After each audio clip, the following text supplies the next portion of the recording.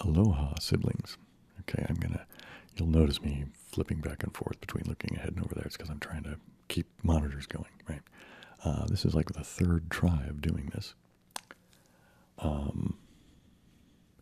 Yeah, I kept having really, really bad sound quality. I mean, like with a lot of noise. I mean, not just, whatever. Yeah, anyway, so let's see if we can make it better this time, yes? Okay. All right, so here we go. Let's, a couple of quick things because I've been through this already. I'm probably not going to remember to say everybody's name. If I skip over your name and just go straight to your question, please don't be offended. It's just me being weird and, oddly absent-minded or missing a detail or something. And also there's a couple of comments here that I put in. I'm putting them in as markers, right? So when I come back to do future FAQs, I'll know that this was like where I started last time. So, okay. Anyway, so user and then a bunch of numbers, okay. Asks, curious about your background as a programmer. Okay, I guess I'll start all the way back, right? Okay, so I actually grew up with computers. Well, maybe not entirely. From about the time I was before junior high. I don't remember precisely how old. Anyway, but we had an exidy sorcerer. So right, yeah, like I'm sure everybody's like, it's trivial to grow up with computers, but when I grew up with computers, it was, well, nobody had them, right? And the computer we had was this thing. It was called an exidy sorcerer, and it had 8K of memory.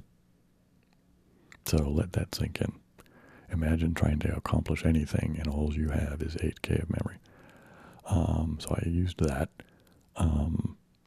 using GW Basic, and then I'm pretty sure that machine used Z80 as a machine language. Yeah, I'm almost certain of that, but my memory is maybe not the best. After that, I dabbled here and there, through my teen years and early adulthood and like that, but it kind of fell by the wayside after a bit. And then I guess in the mid-90s, so when I was about 30, I guess, I kind of picked it back up a little bit, mostly just because I started becoming interested in this new thing called the web, I mean, it really wasn't much of anything initially, but anyway, by the time I kind of had a better idea about what it was about, I had picked up some, HTML and JavaScript and things like that.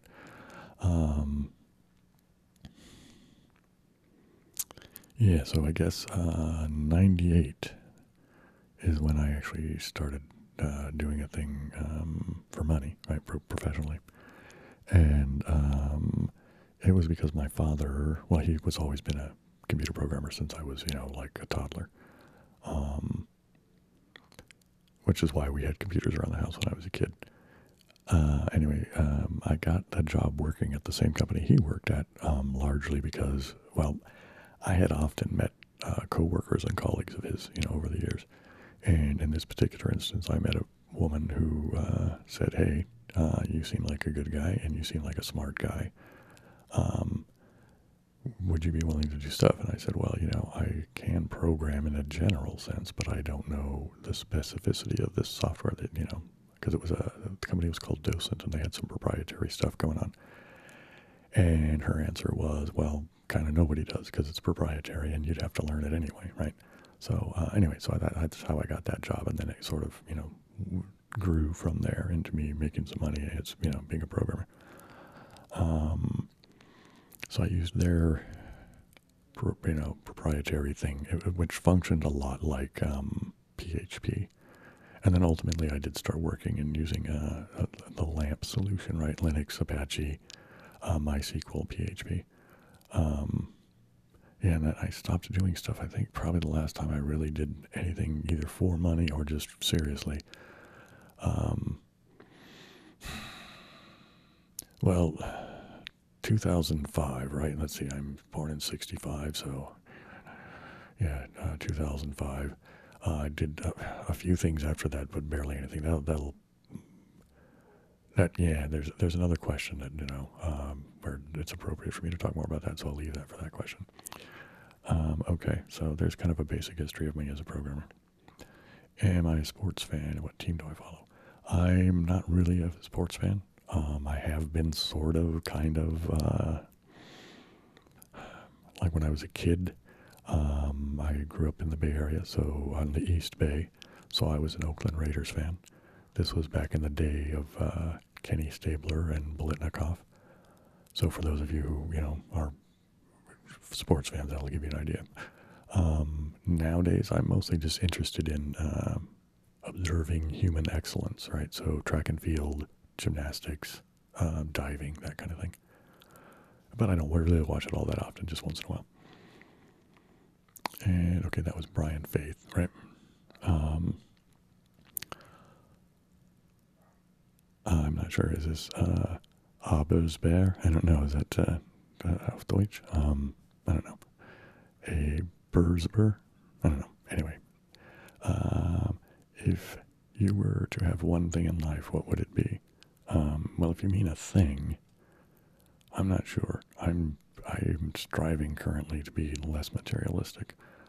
So if it was a thing, I guess I'd have to say a guitar, because I get, I still have guitar lust.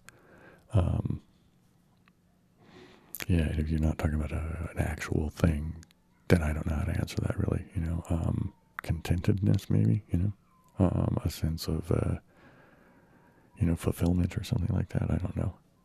I don't know. Can you guys hear that? Our dogs are going crazy for an ambulance. Hopefully they're quiet enough that it's just far in the background. Yeah, we've got a bunch of dogs in this house. Okay, and here, this is the first take, right? Here's the comment for the second take, right? Anyway, on we go.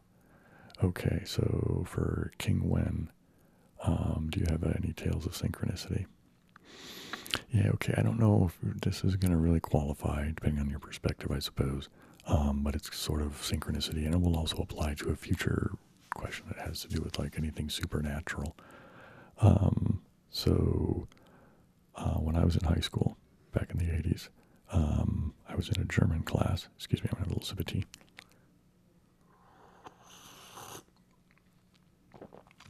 And the school I went to, which I'm sure is probably similar to a lot of schools, had a really, really crappy PA system. And so whenever anybody was, about to make any announcement over the public address, there would be this kind of crackling kind of noise, and it took it a minute to settle down before somebody could really use it. Anyway, so the crackling happened, and then all of a sudden, a flash of whatever filled my head, and I had knowledge that President Reagan had been shot. And immediately after I blurted out, somebody shot Reagan. And then the principal came on the PA and said, I regret to announce, whatever, I don't remember his exact words, but, that President Reagan had been shot. And everybody, was like, what? So I'm not quite sure how to, characterize that or put it into a category or whatever. But it is, it's a weird thing that is certainly a coincidence, and it seems and it felt like it was something other than just, a coincidence. It felt to me like I knew it, you know what I mean? But I don't know. It's a very, very weird thing. Tell us about the first person you realized experienced ASMR that wasn't you. That was on YouTube here, right? I thought it was just a weird thing that had to do with, me and my own particular biochemistry or neurochemistry or whatever. So yeah, that was that. Okay, for Ritnovsky, if you could only dream of teeth, I remember this question. If you could only dream of teeth and nothing else, what fruit would comfort you the most, and what scent would you prefer the candle to be? I kind of feel like that's, there's a reference in there, but maybe I'm just, whatever, but it's very, very strange and interesting question, isn't it? So, the only response I can make, if I could only dream of teeth, that would be disappointing. And I don't know if any fruit would comfort me from that. However, I like fruit, so I guess I would say I like grapefruit with blueberries. You know what I mean? I make a little thing with, grapefruit and blueberries. I like to eat that. What scent would you prefer the candle to be? I'm going to say apple. I used to have this scented candle. It was, I think they called it sour apple or something like that. It was really, really nice. I liked it. I don't think it really smelled like a sour apple, but it had that apple-ish kind of smell, And I don't know, I'm hearing pops and things again. Is this going to be another case of lousy sound quality again? Okay. Okay, this is Rosie Ramos, I think. Okay. What are your thoughts on an afterlife? Okay, I'm just going to say I don't really have a thought on an afterlife. I don't believe in the typical afterlife that, you hear often people talk about, heaven or something like that. But that's really a pretty incomplete answer. So that'll have to be answered in a more detailed video that is about, specifically about my, religious and cosmological and whatever, all these kinds of thoughts, which is actually unfortunately probably going to end up being on my other channel, the wcposchman channel, than here. But yeah, sorry, I'm sure that's probably disappointing for you. But anyway, let's move on to here. She has, if you could redo your life career, what would it be, or what would you do now? Well, it was my goal when I was younger that I would be a musician, and but I was never able to pull it together to be able to actually support myself that way. And it's largely down to a lot of bad choices, like playing in bands that weren't good bands to be playing in career-wise, and staying in certain bands too long, and and a lot of things like that. Yeah, and I was just making bad choices, so that's what I would do. What is my favorite beverage, adulty or non-adulty? Well, I don't currently drink alcohol, but my adulty drink would be scotch with a Guinness back. Non-adulty, I like ginger ale and root beer. I don't drink them very often. Mostly I drink tea, like I drink green tea, and then I make these non-caffeinated, there's a ginger tea thing that I make, and then a mint tea, right? And I keep those in the fridge as iced tea. Because there's just so much sugar in ginger ale and root beer, I, keep those as treats for an occasional thing. What do I do for self-care and soothing? Well, ASMR, and I have a meditation practice. So those are the two main things for that purpose. And you're welcome for me doing this. Okay. The Almighty Buttwink. That's an amusing name. Hoping I'm not too late and may be able to add other questions if I think of some more, but I had one immediately springs to mind. You said previously that you prefer to have experiences with family and friends instead of exchanging gifts. Do you still keep up with this practice? What would you say are your favorite, most memorable ones? Let's see, is there more to this? Thanks for the many years of videos, Bill. It's always a treat when you post. I remember having your math videos saved on my iPod when I was younger, so I could fall asleep when I went to visit the family and didn't have that Wi-Fi. Yeah, I might do. I mean, they said they would like to see more videos with those lessons in the future. I might revisit that. Anyway, let's go back up to the okay, I still am. I would prefer to do things with people rather than exchange gifts. My economic situation right now is pretty bad, so I don't really do much of either right now. But yeah, that's I prefer to do that. What is my most favorite or memorable? I mean, off the top of my head right now was when my eldest niece turned 18. She came to stay with me in San Francisco for the weekend, and I took her to the Folsom Street Fair, which is very adult-oriented, so there was a lot of, crazy, weird stuff going on, and it was kind of interesting to see her react to that stuff. I mean, she wanted to go, so I was like, all right, yeah, I'll take it. And we had a good time. Yeah, it was interesting, yeah. I mean, yeah, there's people walking around in, like, S&M garb and, stuff like that, so, yeah. Okay, Katie Cat. I would love a whole series of videos where you share your current favorite recommendations, books you've been reading, movies you've been watching, favorite places, or excuse me, pieces of modern/ancient art. I am also curious as to whether or not you have studied philosophy and what philosophical thoughts, tenets you embrace. Let's see what else is on here. Additionally, I'm also very curious whether or not you hold any interest in esoteric, mystical subjects. I suck at math, but I admire people who not only excel in math, but are excited, passionate about it. People who feel about math the way I do about art. People like John Nash and so on. I'm wondering what place, if any, do you feel mathematics has within spirituality? I've read something online about people doing the God equals zero thing. There is a great book written entirely about the number zero, and it completely changed the world. And what are your thoughts on zero? P.S. I apologize for going on. I promise. Yeah, it's fine. Ramble on whenever you want, man. It's cool. I ramble on all the damn time. I'm gonna try to keep it to a minimum on these videos because the first two takes. Oops, man, keep bumping the mic. The first two takes. We're like 2 hours, and the first one was like 2.5 hours. The second one was just a little over 2 hours, right? Trying to keep it concise. Anyway, so here we go. Yeah, as far as the recommendations on movies and books and things, there's a couple of questions later on in here that ask specifically about that kind of thing. So I'll save that for whatever. But and art and that I think I should just make videos about that. Specifically about that. And yeah, that's the thing. I did study philosophy. I mean, not super in depth, but I took some philosophy courses in college, and I've kind of done some reading on my own. And what philosophical thoughts or tenets do you embrace? I'm an equal opportunity thief. I'll take anything that I find useful from wherever I find it. But the thing is, however, I also don't bother with trying to keep track of who I got what from. The things I tend to embrace are probably Eastern stuff, like my particular interpretation of Taoism, and would be, I guess, the most.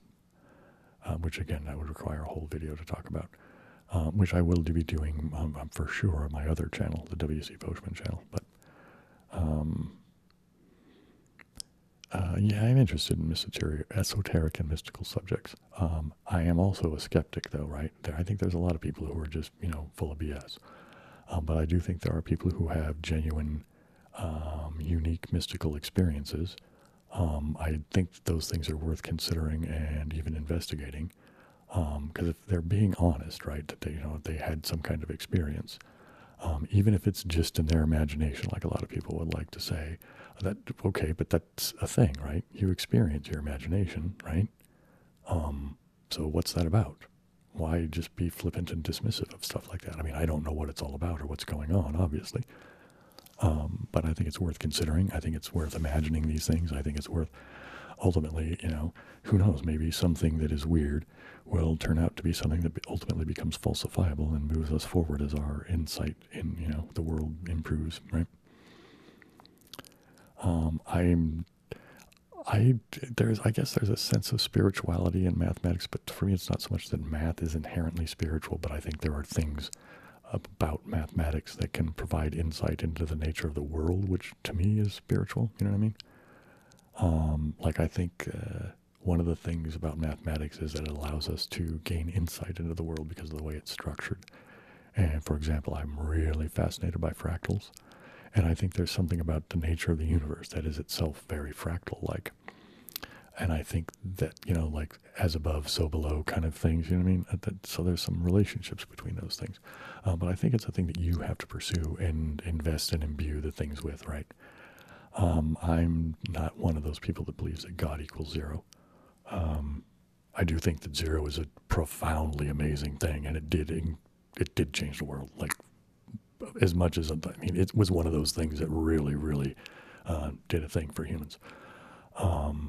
Yeah, and I've read books actually on it, and being a math geek and having it be my major, right?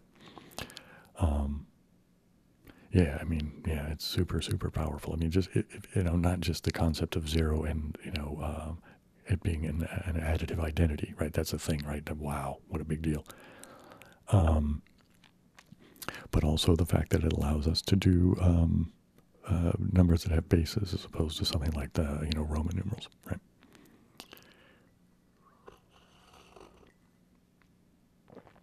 I mean, you could write 10, right?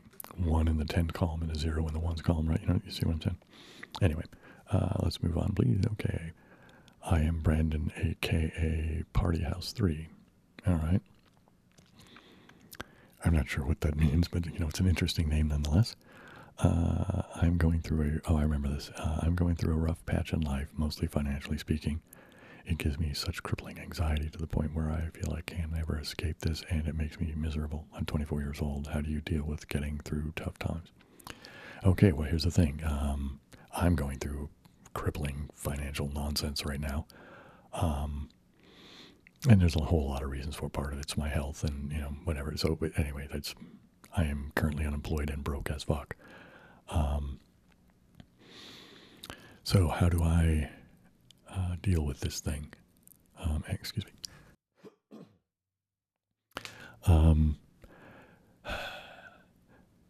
Well, the best way to deal with it, in my opinion, is to not. Like, here's a mistake that I made in a lot of cases in my life where things were bad and tough and whatever. I was one of those guys that tried to white knuckle it. I'm just going to, hold on tight and get through it. You know what I mean? And that's a bad thing to do. Cultivate and find a group, right? A support group. It could be your family. It could be a bunch of friends, but enter into relationships that are reciprocally supportive. You know what I mean? So right now you need some help. So go find the people and, get the help from them. But the idea would be if you enter into an honest and, good relationship with these people, you will reciprocate in the future. You know what I mean? It's been my observation and my own experience that that's what happens. So even if it's not financial support that they're giving you, even if it's just, that they can offer you, somebody that they can listen to you or, whatever, right? You know what I mean? To go find people to have a good relationship with. That's the best thing to do. Humans need humans. Okay, so Curd Show, or is that Curd's How? What's that house that you live in? Can you show us a bit? Oh, right. Yeah, okay, I'll just do a brief thing here because it's, all right, so bump, bump. So you can see stuff behind me. There's some shelves here. Like there's some of my guitar equipment stuff there. There's a mess of stuff there. Okay, what's that? There's my monitors, right? Or one of them anyway, and there's my keyboard, and there's the other monitor. They're just JBLs. They're pretty modest, but I find they serve my purposes for the moment pretty well. Okay, that's back more or less okay. So hopefully that was satisfactory. I think I'll do a more detailed kind of, show off what I have kind of thing, weird video. I mean, sometimes those are amusing. Sometimes it just seems like people doing, tasteless flexing. But if I can figure out a way of doing it that's not that, then I'll make a, video that focuses on, my space. What is NNSBB? It's not necessarily stoned, but beautiful. It's a rating thing, like PG or R or whatever, right? Early on in my ASMR career, I guess, I made some trippy videos and I got some pushback from people. Anyway, but I decided, I'm still going to make trippy ones, but I decided I should, there's the rating system, right? So if you see NNSBB, it means that I've at least believe it to be a little bit trippy. And if you don't like that stuff, then you should avoid it. Have you ever been much of a reader? If so, what do you read? I used to read much more. Cats for Hire, there's your name, right? So Cats for Hire, I used to read a lot. I don't so much anymore. Part of that was because my eyesight got bad and I didn't have decent reading glasses, and and being the silly curmudgeon that I am, so I've recently got better glasses. It's like these glasses are crappy, but the glasses I have that are better are bifocal. So the reason I use these are crappy, just over-the-counter reading glasses, but they work for being in front of a computer. But you can see they're like bent the fuck up and whatever. But anyway, What did I used to read? Yeah, as a kid, I used to read a lot of adventure and sci-fi. So adventure would be like Edgar Rice Burroughs, the John Carter of Mars books. I really really enjoyed those. I mean, they're very much the man hero rescues the princess. Right, the very first one is the Princess of Mars. So if that bothers you to have the man rescuing the princess, then you're going to want to avoid them. But if that doesn't bother you, then yeah, these are great adventure stories. Tolkien, I read a lot of that. I read, there's this guy, Larry, oh crap, what is it? I think it's Larry Niven or something. Is that his name? Man, he wrote like the Ringworld series and stuff like that. And of course, Isaac Asimov, especially the Caves of Steel and the Naked Sun. Those are the ones that are kind of the iRobot thing got based on loosely. And otherwise, I've read I like William S. Burroughs, I like Bukowski, stuff like that. Whatever. I should do a more detailed thing about that kind of cultural stuff, right? To go along with the previous question that asked about recommendations for things and the like. Mr. Hunter Zero says, "Hey mate, hope you're doing okay and you're looking after your mental and physical health.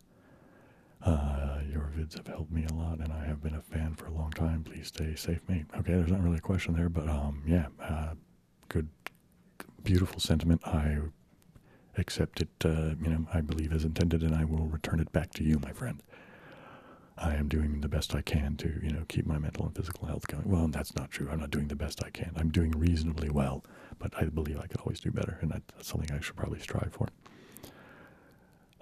The most memorable interaction I've had with a stranger.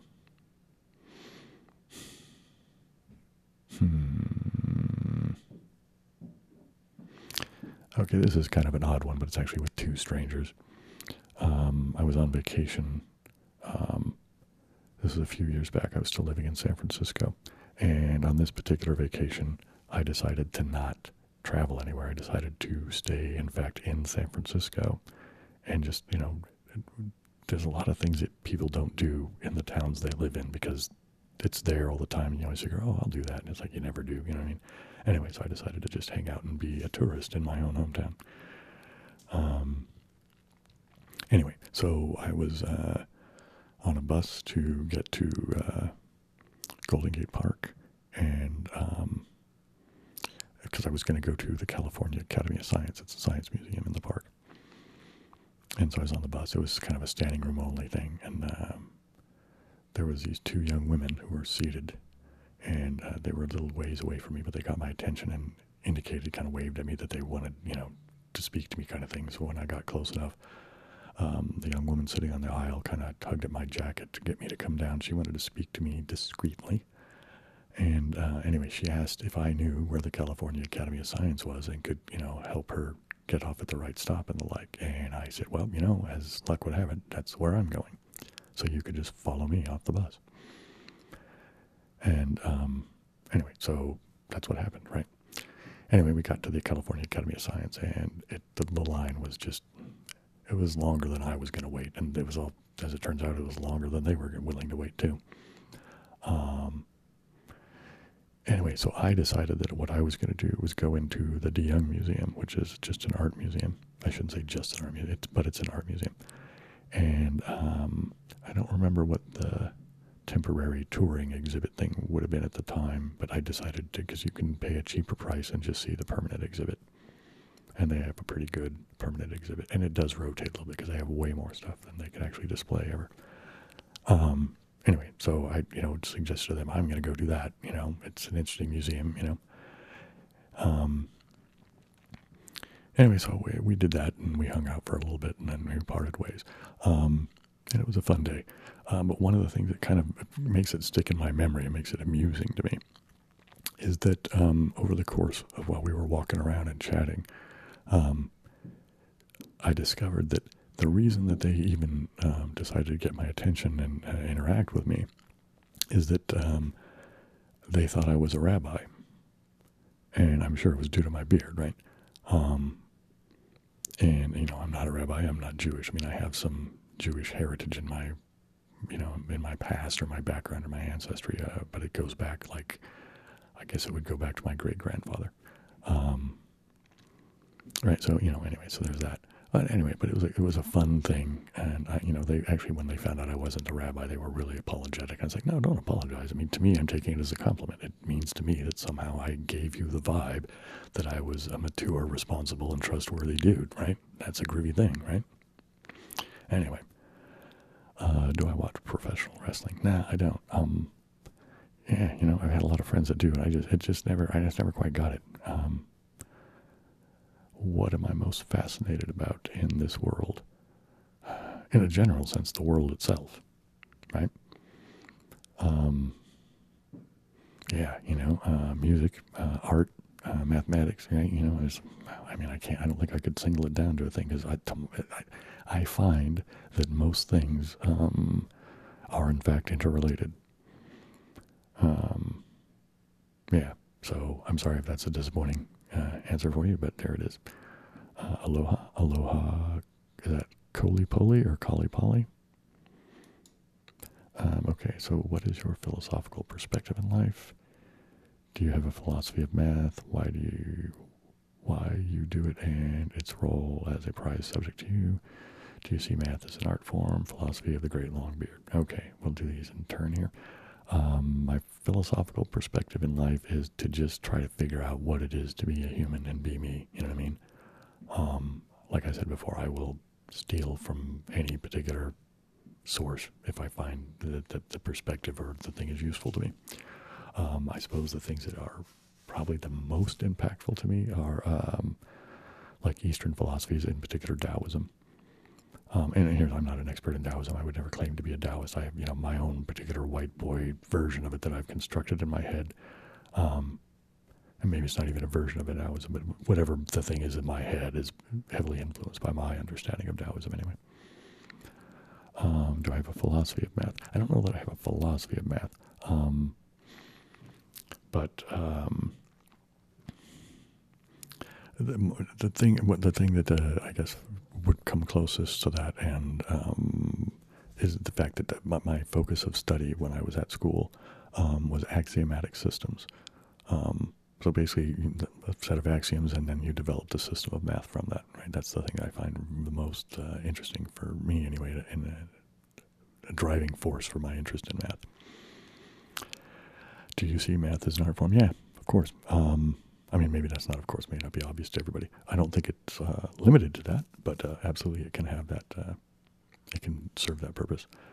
The long beard is just, I like it. I mean, it's just that simple. What do you think about Marx? I read Marx in college. I think he makes some good observations. I think his criticism of capitalism is great. I'm not a Marxist, however, I would recommend people read him. I think it's absolutely worth reading. It's a good, there's stuff in there that is valuable. All right, so read Marx, kids. Hi, Bill. When did you find out ASMR was a genre and not just a personal phenomenon? I thought it was just me until I found ASMR videos in the early days. I miss Heather Feather. I, too, miss Heather Feather. Yeah, exactly the same thing. I found out about ASMR being not just my own weirdness, but a real thing with other people from YouTube.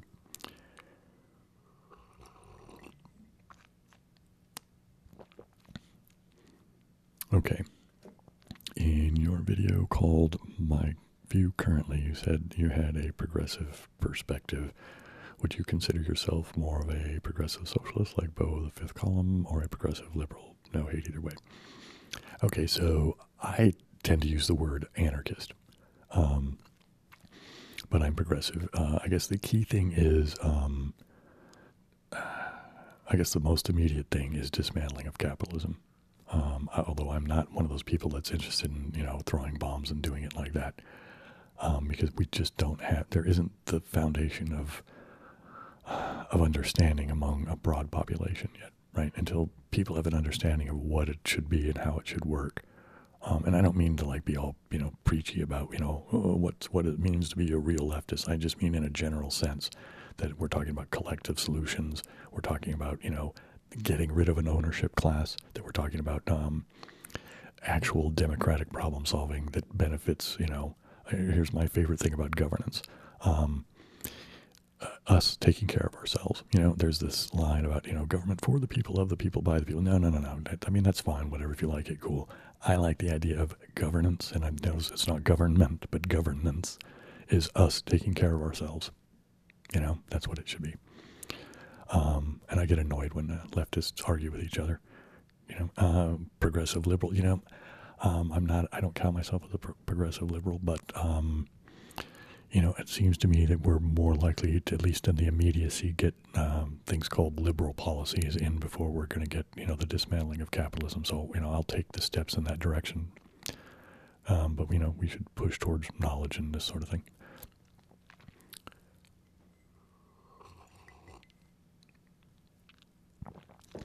Okay, Dr. Miller fan asks, what drew you to start an ASMR channel, and how did you find out about ASMR in the beginning?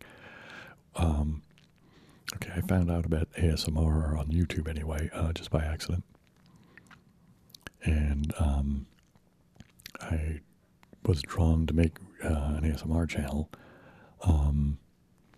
well, simply because back in the early days, there was very much of a community vibe to the whole thing. And YouTube was really more, the structure of YouTube back in the day was just, better for that kind of community thing. So I was consuming a bunch of ASMR, and so I saw value in my giving back to the community. Okay, can you wear a wizard hat in the video? It's just awesome. It'd just be awesome. Okay, so here's the thing. I'm wearing a Santa hat. I guess I remember reading this one from, the first 2 takes. And here we go.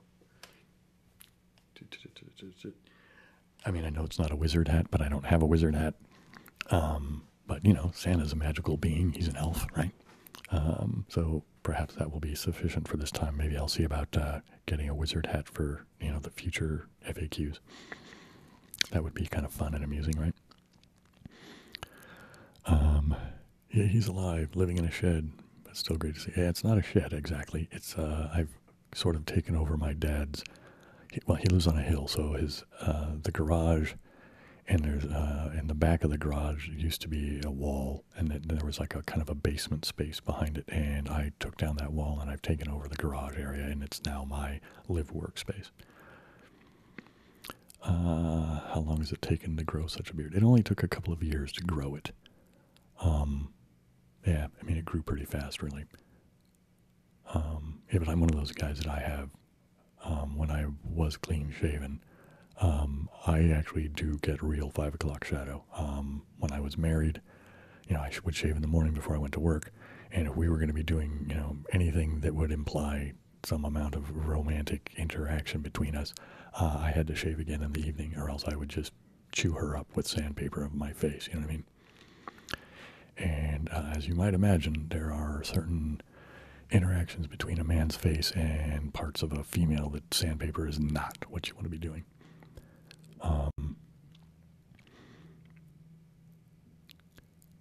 The way you speak and the familiarity you have with many different and sometimes complex topics leads me to believe that you had a really good education. Did you go to college? And if so, where and what did you major in? Okay, yeah, I did go to college. I started out at community college, and I purposely took a lot of classes and a lot of topics for that very reason. I wanted to enrich my existence on the planet via, some educational, expansion of my brain kind of thing. So I went to a community college down in San Diego County in a city called El Cajon. It was called Grossmont Community College. And then after many years and a lot of weird going to school, going back, going to college, stopping, going to college, stopping, this kind of thing. And then I ultimately ended up living back up in the Bay Area and went to San Francisco State, where I majored in mathematics. What is my favorite part of mathematics? I like axiomatics. Basically, I like writing proofs and reading proofs. You know, and that's the thing I like. I mean, I don't do much of it anymore, just because there's so many other things I'm trying to do, and there's only so many hours in a day, and I'm not good at managing time. So it's definitely a thing I need to work on. You know, it's like I'm 57 and I still am lousy at managing time. I love your voice and the energy you give off. Hopefully this isn't too personal, but do you have a family? I'm assuming, do you mean do I have an immediate family like a wife and kids? And no, I don't. I'm divorced and we never had children. Miss you, Bill. Well, you don't need to miss me. I'm here right now, right? So hopefully you're watching this. Favorite Hendrix record, Electric Ladyland.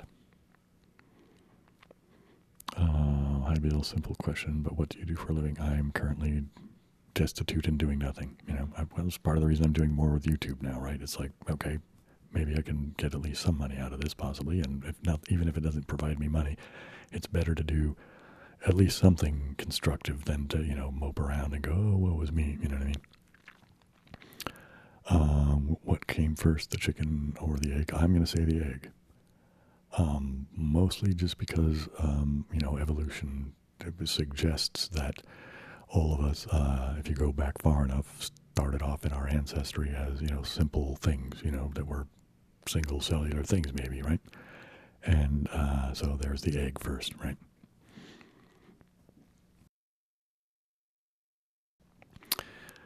Would you be willing to do another bookmark tour or similar video? That one is a favorite of mine. I love seeing what people are interested in. It could be a tour of programs you have installed, or perhaps a tour of a piece of software that you like. Thanks. Yeah, I'll do something like that. I don't know precisely what just now, but yeah, I'll do something like that. Okay, my question, what is your favorite book and why? I don't know if I singularly have a favorite book. So let me think about that for a second.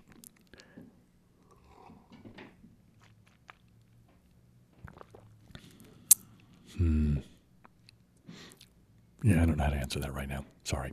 I mean, there's a lot of things I've read, right? I think I mentioned that a little bit before. Okay, just because it's popped into my head, I'm going to say A General in His Labyrinth by Marquez. Yeah, I don't give you too many spoilers. It's about Bolivar. He's the guy that was the hero of South America. Right, I'll leave it at that, and you guys can, you know, go check it out. I absolutely recommend that book, though. If I could only say one word for the rest of my life, what would it be? It would be fuck.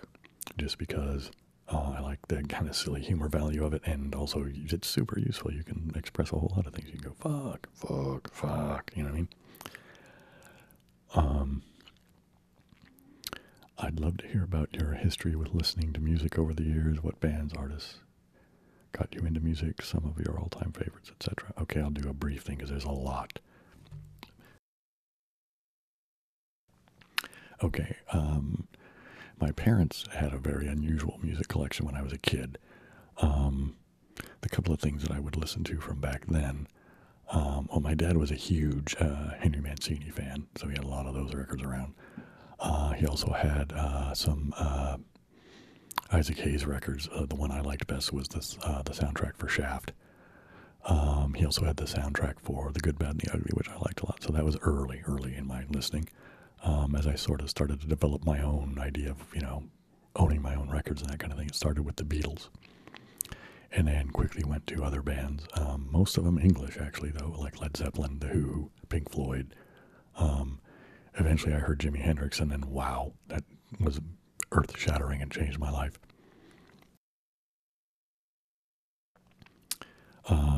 Other impactful things were I saw Devo. I mean, I wasn't there in person, but I saw, you know, I was watching Saturday Night Live the first time that they, you know, did that, and that was really wild. I was like, okay, that's something new. So then, yeah, I got into a whole lot of, you know, new wave, punk rock, post-punk, yeah, you know, I'll have to do a whole video about a lot of that. Yeah, okay, I'll just leave that at that. Hopefully that gives you at least an idea of some things. What do I wish people knew about me?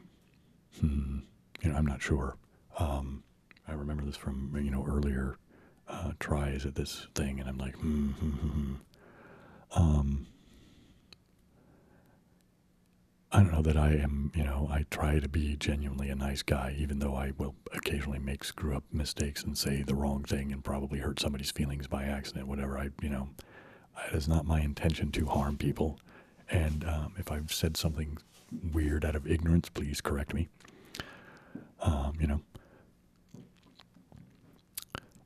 What was my favorite day of the 12 months? I'm assuming you mean the most recent 12 months. And what did I do? What happened? And thanks for what you do. Well, you're welcome. Okay, I'm going to say the most recent Christmas. Mostly just because my family was around and we got to, be together. Yeah, family is really, really important to me. Yeah, I'll leave it at that. I mean, well, one sad thing about it was one of my nieces she moved out of town, so she wasn't able to be around. So that's, that was kind of a bit of a downer. But, everything else about it was pretty positive. Explo says, hello, Bill. I'm French, and I love your ASMR. My question is, since you've been making videos for over 10 years, how you've resented changes to the platform. These changes are positive or negative. Sorry for your bad English. Your English, I think, is fine. If I'm understanding your question, is the evolution of YouTube. How does it? What is my opinion on it? I like the old version of YouTube. Back when I first started my channel, and yeah, I mean, it just seemed to me that the back in its earlier incarnation, it was structured in such a way that it was easier to cultivate community. And now YouTube seems to be, way more, well, it's a bit more business friendly, right? I mean, that's what, Alphabet is after, right? I mean, there was a time, right, when Google had this thing about do no harm or something like that, and they tried to project themselves as this kind of progressive and good for people sort of, and the truth is they're like any other corporation. They just want to make money. Whatever. As long as we live in a capitalist system, that's what it's going to be, right? But since they are making it more business friendly, I don't know, maybe I should just learn to leverage it to my benefit. Since I'm broke as fuck now, maybe I can, at least get some money out of YouTube. I think I already said that, but whatever. Okay, let's move on. Tarsius. Where is that name from? That seems really familiar to me. Anyway, sorry if I'm not recognizing where that comes from or what it's about. What is your favorite sport? And if you have one, what team is your favorite in that sport? I don't really have a favorite sport. I think there's already been a question about that, right? When I was a kid, it was football, and it was the Oakland Raiders, right? Yeah. Hi, Bill. My two questions would be as follows. What music are you into, if any? I'm into a lot of music. And what do I do for a living? Well, I've already answered about the living thing. Well, I think I've already answered about the music thing, too. There's a lot of things I like in music. Okay. Paul Dunn. Ever been to Newcastle in England? Nope. At least I don't think so. Although when I was in the UK the first time back in '85, I did a buttload of drinking, so who knows? I could have been somewhere and not known it. Yeah, I've been to a bunch of places. Well, I don't know. I've been to a few places in the UK. I stayed in a place called Hebden Bridge. Back in 1985, some friends and I went from California to the UK to spend a summer. So we spent the month of July in a place called Ashley, which was a house in Hebden Bridge. It was on a hill, I think, if I'm remembering properly. It was on the, it was west of the village on a hill, looking kind of down over across it, right? And then for the month of August, we lived in a place we rented a place in East Sheen, which was west of Hammersmith. Okay, if you could travel back in time to one period in history, what would it be and why? I'd want to go back to when we didn't have much, you know what I mean? I'd want to go see us, when we were, rudimentary tools and basic language and see, kind of how that was playing out, how the development occurred. Do you have any favorite sports team? Right, okay, there's another one of those. Favorite place you have visited and why? All right, so there's a couple. One, I mentioned Hebden Bridge. I really, really enjoyed that. And the other place that I really enjoyed was Puerto Rico. And with Puerto Rico, it was just, it's beautiful. The weather's beautiful. The plants are beautiful. The people are super friendly. The food is really good. I mean, yeah, I had a really, really super good experience there.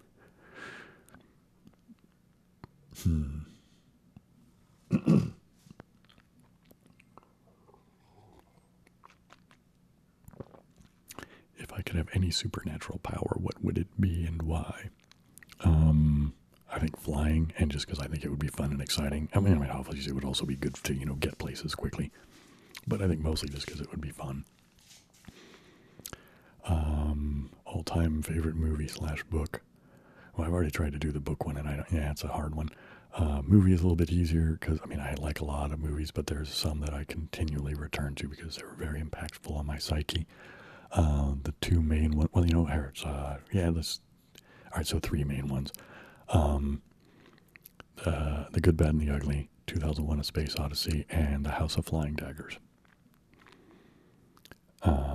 Okay, do you still listen to ASMR videos? And if so, what kind of ASMR triggers do you find the most relaxing?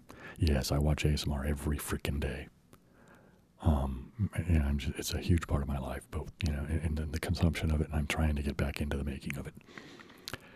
I find female voices the most relaxing. Other than that, tapping sometimes really works for me. A lot of things work for me, but these are the most ones, right?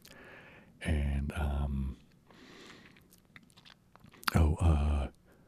the light hand movement things, like ASMR Marvelous used to do, like light touches, I think is what she called it.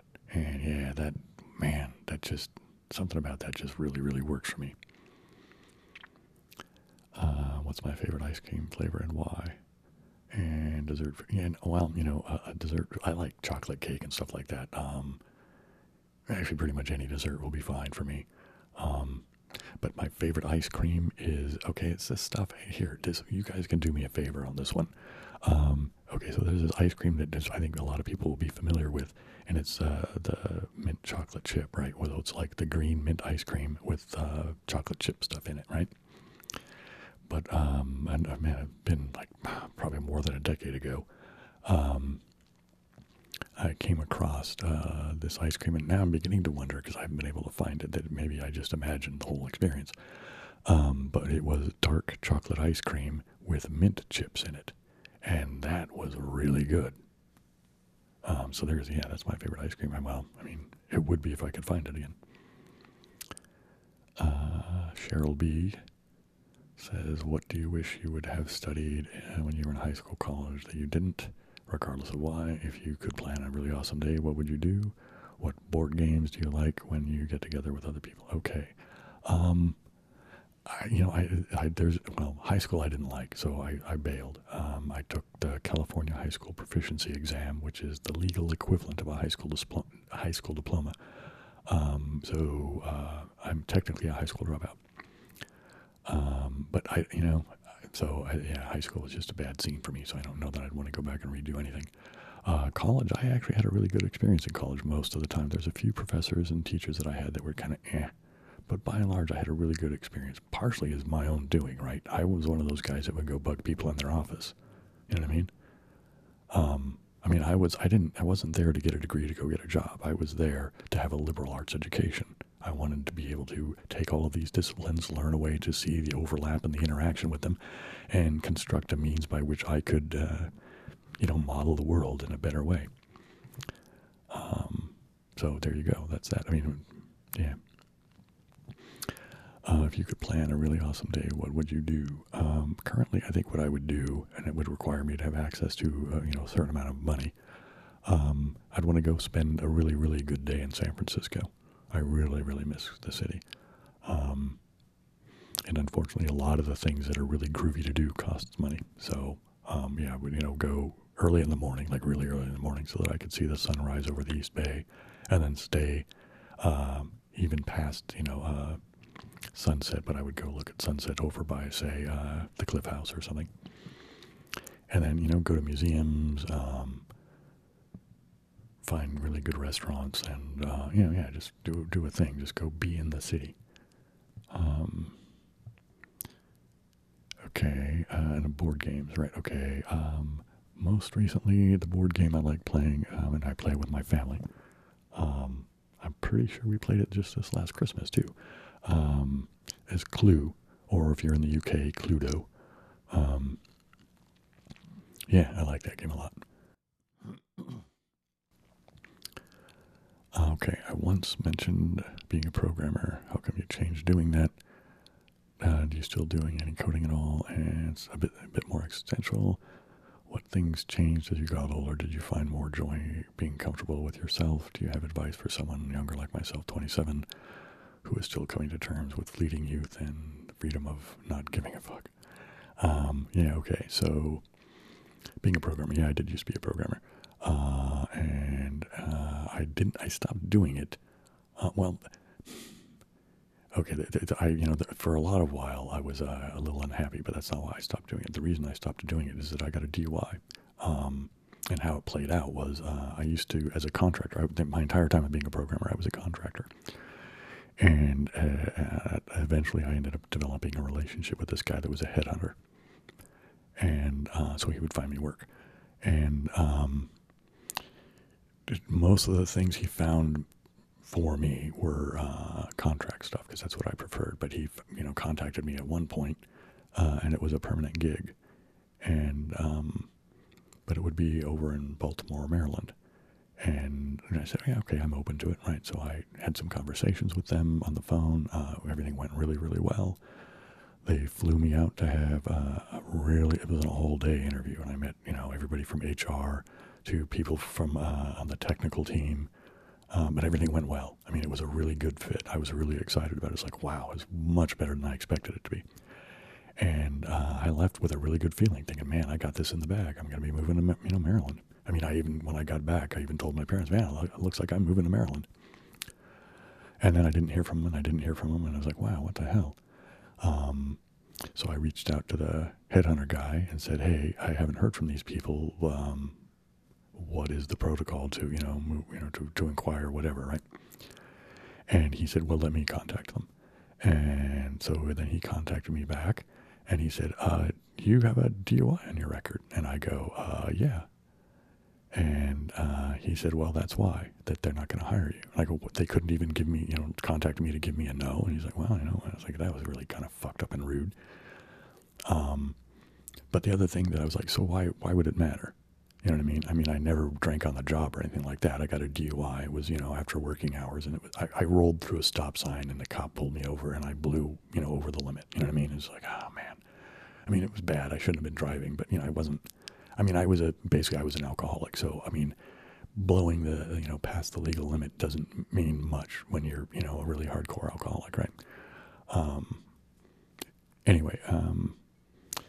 But it came to pass that he broke his relationship with me because he said he couldn't get me work anymore because nobody was going to hire me now that it had come into my record. So every time anybody did a security check, it was going to show up and nobody would hire me. So yeah, that was the end of my career as a programmer. What things changed as you got older? Did you find more joy in being comfortable with yourself? Yes. Well, that's a two-part question. If I'm feeling as myself, then I'm a very calm and comfortable person. You know what I mean? The problem is I have issues around anxiety and depression and a mood disorder. And so when I was suffering with that nonsense, then I was basically I became dysfunctional, completely dysfunctional. And I think that was in part my, what fueled my alcoholism was self-medication. So once I kind of got some help with that stuff and moving through that stuff. And it's been an ongoing process. There is no finishing to anything like that, right? You just have to keep working through and, so there's part of the advice, right? Just realize that life is a process, right? There's no thing that you're going to do and go, oh, okay, now that I've got that skill set, I'm done. I can just coast, I mean, I know some people try to live their life that way, but I think that's not a good idea. Fleeting youth, man, I don't know how to tell you to deal with that. It just is what it is, not giving a fuck. Now, here's the thing. I think there's a good idea to not give a fuck, but there's also a good idea to know when you need to give a fuck, right? You can't not give a fuck to the place that it damages your relationships with people that are important. So you're going to have to figure out how to ride that, fence for yourself. But, yeah, that would be, advice I would give you for that. Hi, Bill. Questions 1. What is your take on Eastern philosophies? I am very fascinated by them. Like I mentioned before, my interest in Taoism, of course, Buddhism as well. I mean, one of my favorite books is, which I suppose I could have mentioned earlier, is Living Buddha, Living Christ by Thich Nhat Hanh. Check out Alan Watts if you're not. I mean, I'm assuming maybe you already know something about Eastern philosophies. That's why you're asking. But for anybody who's not into Eastern philosophies or hasn't been exposed to them, go dig Alan Watts. I will do a Guitar Gear tour, absolutely. Number 3, what kind of jobs have you toiled at? Okay. I remember this question coming up, so I'll try and do this quickly because I've had a bunch of jobs. This isn't going to be even everything. Okay, so I worked in. I'll skip through some of them. So the first sort of interesting job I had was I worked labor in construction for the guys I worked for. They did plumb and line, which is making sure that a building is essentially that it's square and straight, and everything's going to line up with what everybody expects it to be, right? You know what I mean? And that you really have everything at right angles and the like, right? And initially I was just, humping wood and tools for people. But eventually I kind of moved up and started doing more shit, and they were giving me a little bit more responsibility and stuff. And into the place where I was actually running the ramset gun, which is you're using a .22 caliber charge to drive a nail through the plate into the concrete slab to make sure that it's really anchored down. Okay, so after that, what would be the next thing that's worth? I worked a lot in educational stuff as a tutor at the junior college I attended at Grossmont. I worked as an instructional aide for the high school district down there. Here's a fun, interesting job tangent about that. So one of the schools I worked in, what their thing is, it was a night school thing. It was at one of the high schools. So it was a part of what, a lot of the high schools at night became adult schools, right? Anyway, this was during Reagan, right, the Reagan era. And Reagan had done a thing where there was an amnesty program. So if you had been an illegal alien, but you had been here long enough, you could come get an amnesty card. And the idea was to get them into the system appropriately, right? So that what was available, there was funding that would provide ESL classes and civics classes to get them on a path to citizenship. Anyway, so one of my jobs there was, actually my entire job there was around that program. So I administered tests that were like these diagnostics tests to make sure that they got into the right classroom, for their English skill level, and, were they ready to take civics yet, or, this kind of thing.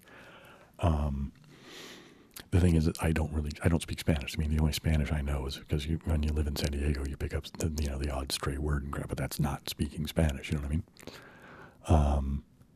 And there were people that were participating in the program or coming into it anyway, and that's why I needed to administer the test to them who had never had any kind of school at all, right?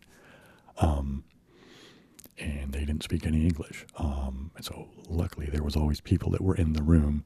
There were other potential students that would help me, with these people. So, imagine trying to explain a bureaucratic Scantron form to a person who's never been to school and then have them take a standardized test on their skill set in English. It's just like, so a bunch of people, I didn't even bother with the test. I just had somebody else help me get down their information. I would fill in the bubbles for them, you know what I mean?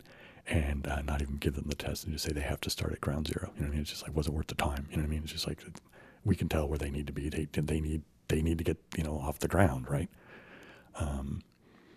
Anyway, after that, I had a job. I worked for an artist for a while. I mean, these aren't in order. They're in order, but they're not right next to each other, right? I had a job for a while where I worked at the juvenile hall, which is essentially jail for kids, where I did intake interviews basically to just gather demographic information, behavioral information, asking them questions about their, sex behavior and drug usage and certain things about their home life, and basically just trying to gather statistics. It was for a governmental agency. The woman I worked for my boss was a sociologist, and the point of it was to gather stuff so that they could put information together to present to those people in our government that actually make policy, right? I ended up quitting that job because it just got depressing. Like, for example, there was a woman who brought in her son and just dropped him off at juvenile hall with the statement of, I can't deal with him anymore. You guys take him. And it was heartbreaking. I mean, I don't know anything about their history. I don't know anything about this kid. I didn't get to interview him because he was so distraught that he was taken to a different part of the facility to actually get, immediate an evaluation and counseling from, somebody who was a mental health expert sort of person. Because there's always a fear that, because kids will commit suicide too, right? Anyway, but you see what I'm saying, man? That job I just couldn't deal with it emotionally anymore.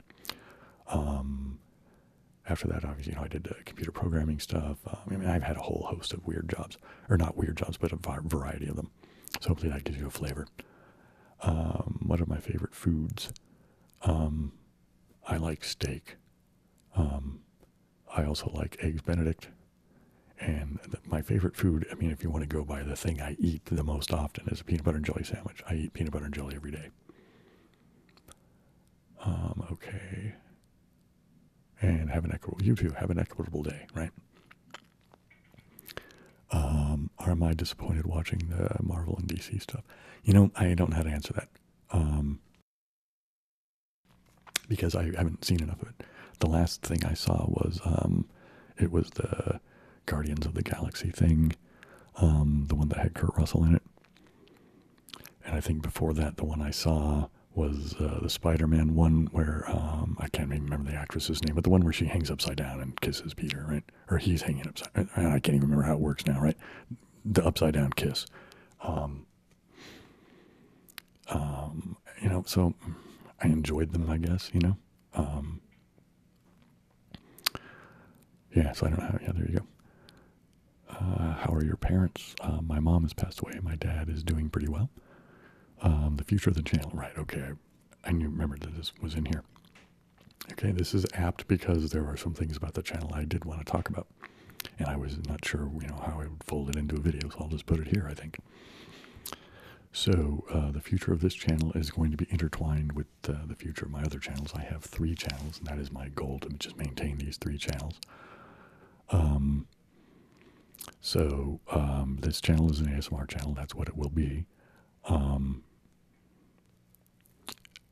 And I'll talk about specifically the kinds of things that will be on it in a minute, right? And then the next channel I have is 3 Monks in a Tub, which is a music channel.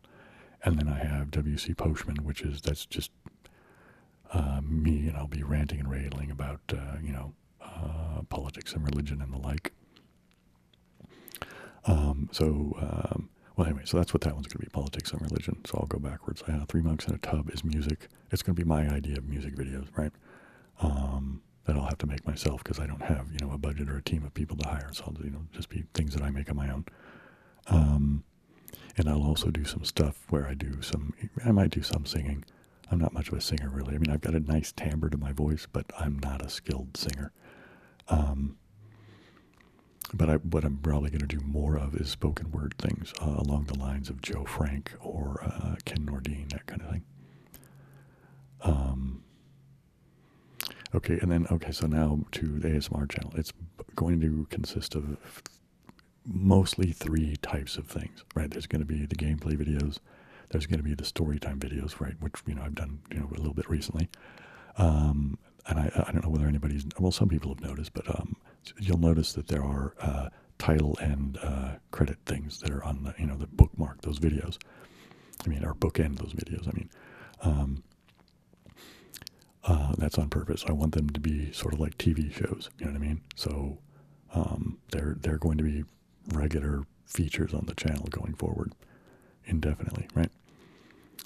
So, and then the third type of video will be intermittently odd things like, FAQ or maybe a show and tell or, things like that. And I might occasionally do the NNSBB type of thing. Although, people tend not to like those. Oops, hang on, I got to take a pill.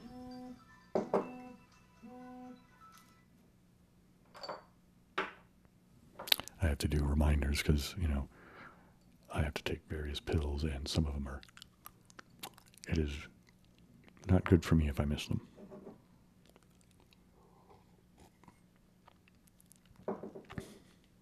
Anyway, so there you go. That's that pill taken. Okay, so where was I? I was talking about okay, so yeah, that third category of ASMR videos are going to be, like FAQs, shows and tells, things like that. And how the schedule is. Here's what I'm planning to try to do in the immediate future, and we'll see how well this plays out. It'll go Bill MaxVoxPax, then I'll do a 3 Monks in a Tub video, and then I'll do a wcposchman video, and then I'll start over, right? So it'll go, it is my hope to do at least one in each channel a month for now, just to get myself off the ground and going. Ultimately, I'd just like to do it faster than that, and I'm just cycle through as best I can, I don't want to make crappy stuff, but, as long as I can make good quality things that I feel decent about, then I'll do that. And then, so every time it comes up to be the Bill MaxVoxPax channel's turn in the rotation, as it were, it'll go, I'll just go through the 3 types, right? So the first time it'll be gameplay, the next time it'll be story time, and the next time it'll be, one of the other ones, and then it'll, just keep cycling through like that. So there, yeah, that's the hope. Yeah, so let's move on. Dark Plum says, there is so much I want to ask. I return to your videos consistently since I found you some 8 years ago. Based on me singing Bike, though, it has to be, what is your favorite Pink Floyd album? I also wonder what era you like most, Barrett, Waters, or Gilmore. Okay, so what's the best way for me to answer this? Yeah, I like Pink Floyd a lot. And so I'm most familiar with, from the beginning up until The Wall. After that, I don't really know the material all that well. It's not so much that I stopped liking Pink Floyd, but my attention just got drawn to other places. You know what I mean? But okay, so my favorite Pink Floyd album. See, that moves around a lot, right? You know what I mean? So today I'm going to say Dark Side of the Moon. If you ask me next week, I'll probably say Amaguma. If you ask me the week after that, I might say Saucer Full of Secrets. You know what I mean? I just, it moves around. Yeah, yeah, there you go. I hope that, gives you at least, a satisfactory sort of thing. Red Rose County Dan. Okay. Hi, Bill. Hope you're keeping well. I'm trying. Hope you are too. I think I recall you saying you were a mathematics major. Have you ever taught in schools or universities? Have I ever been to the UK? Well, the UK thing, obviously, I've already talked about that a little bit. I've never taught at universities, and I haven't really taught anywhere. I was a tutor, and there were times I did what was called group tutoring, which was me and several students, but I wasn't actually responsible for new material, right? I was just helping them get through material they'd already been exposed to by their teacher. But in doing that, because I had thought about actually teaching math, but I discovered I don't have it's just not, yeah, it's not for me as a job. Am I a bustling city type of person, or would I prefer the quiet countryside type of life? I am a city person. I liked living in San Francisco when I was living there. When I visited, like in the UK, I liked London a lot. When I was in the Netherlands, I was in a place called Utrecht, and I spent most of my time either in Utrecht or I would walk up to, what is it called, Hoog Catherine or something like that. There's a big mall with a train station. Or maybe I should say a train station with a big mall around it. I mean, I don't know what the appropriate way of describing it is. It was interesting. Anyway, so I would walk across town from there. And if anybody's from there, you know the place I was living on, Predikarenstraat. Anyway, so I would walk up to the train station and train into Amsterdam and, hang out there. I like cities. I especially like cities that are walkable. Oh, here's the thing. I will give people a recommendation here now, just because I think it's apt for, whether or not I like cities or not. I would recommend people to watch a channel called Not Just Bikes and another thing called Strong Towns. Yeah, they're about shifting the paradigm of how cities work. Yeah, but here's the thing. I do like being out in the country, you know what I mean? But I'm the kind of guy that I would prefer to live in the city and then occasionally go out and take either day trips or camping trips or something like that to get out into the country, because I like being there. But the nice thing about places like San Francisco is, because one thing I do really like is the ocean. I have, for 99.9% of my life, lived in California and have always been like within, a short travel period to get to the water. I mean, I was never really a surfer or anything like that, but I just like the ocean. The ocean is a fantastic thing.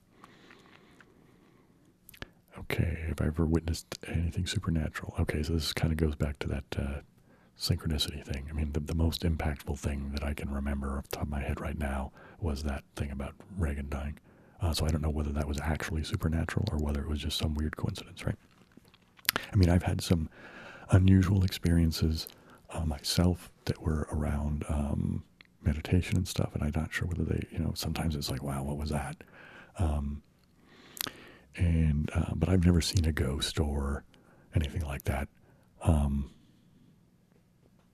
I'm trying to think if there's anything else. I mean, yeah, no, nothing comes to mind. So, I mean, if it happened, it didn't impact me enough to stick in my memory for this purpose. Have you ever played Dungeons and Dragons? If so, what was your favorite class? Okay, I only played it once. Well, actually, not just one individual time, but for a short period of time when I was in high school. And it was with this guy who, he was the dungeon master, but like he had his own character that played with us, you know what I mean? Which, he was just basically kind of a jerk in some ways. And it kind of soured me on the game. And so I don't really remember a lot of the details about it.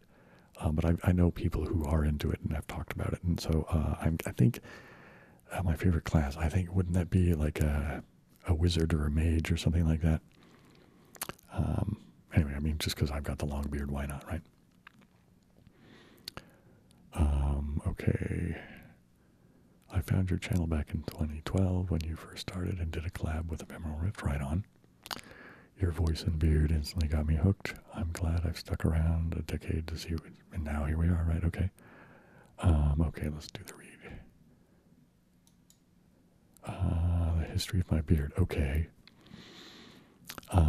I started growing it on my sister's 40th birthday. She had a party. It was actually kind of a big to-do. And there was a lot of things going on. Among the things that were going on was some people were doing, video games, because she and her family were very into video games. And also there was a movie going on that somebody had, the little,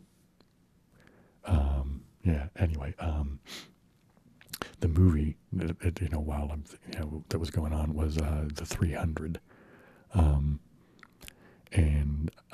The 300 Greek guys facing off against the incoming Persian army, right?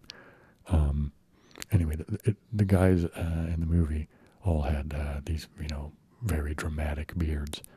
And I remember I was, pretty loaded at the time, and I remember saying, man, I could grow a better beard than those bastards.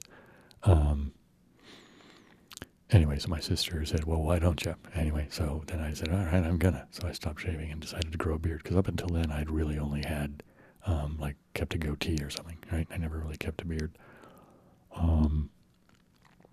And then it just, and then I liked it, so I kept it. Past relationship, marriages, if applicable. I was married, I'm now divorced. Do you still travel? And if you do, where have you gone? I haven't traveled recently. For a while, it was because of my job. It was just difficult to, and that kind of got in the way. And now it's money. I just don't have the money. But I would love to go anywhere, anyway,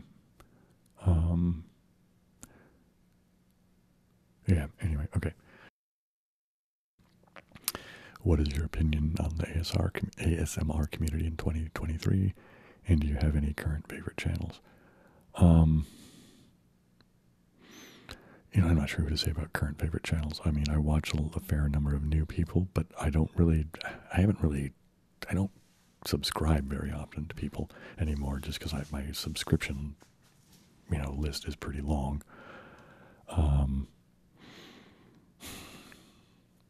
Yeah, I mean, anyway, so I'm not sure what to say about that. As far as the community in general, well, anyway, back to the favorite channel thing. I'll make a video about that where I'll actually sit down and think about it and talk about, ASMR channels that I might recommend and who I really enjoy and that kind of thing, and get a bit more in-depth sort of opinion or answer on that thing. As far as the community itself, I currently don't really feel part of a community anymore. You know what I mean? I feel like it's kind of evaporated, and a lot of it's due to the shift in the platform, like alluded to before, that it's less community-oriented and more business-oriented.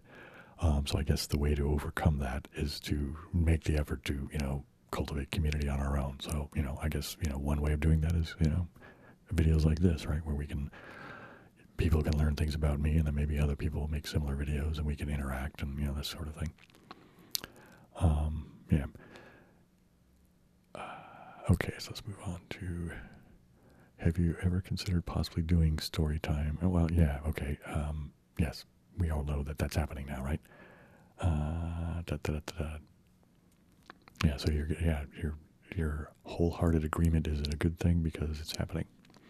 I don't remember if I mentioned it already, but currently for the story time thing, like the one I've done already, it's called The Sisters. It's part of a book that was a collection of short stories written by James Joyce.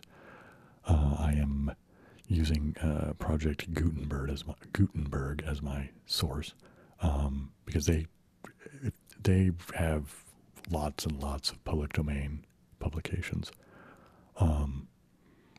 Anyway, so I'm going to do the entirety of Dubliners. And then when I'm done with those, I'll, figure something else out. But that's kind of the thing that I want to do. I don't know that it'll always be so kind of highbrow as James Joyce, but yeah, who knows? Love you, man. Well, love you back too. Do people in your personal life know about this channel? If so, how do they feel about it? And if not, yeah, everybody who is, important to me knows about the channel. To my knowledge, none of them experience ASMR, but they're all supportive, right? Yeah, so there's that. Have you been doing well? I'm trying to do better and better as time goes on.